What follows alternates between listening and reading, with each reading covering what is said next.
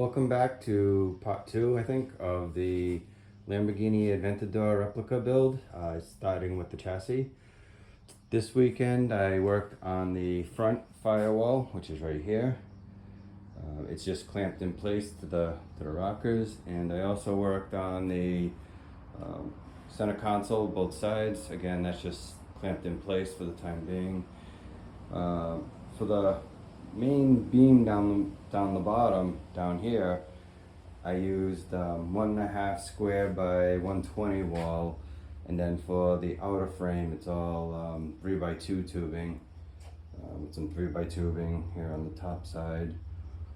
Hopefully this weekend next weekend I can start doing the finish welding on this portion here, which is the main body, and then after that I will work on actually the front section.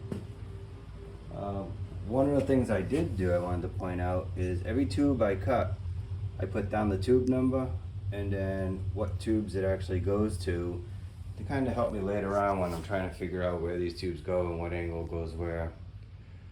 So I'm hoping that next weekend, like I said, I can get some of this thing welded up and then actually start making the front section, which will have the suspension and all that stuff on it.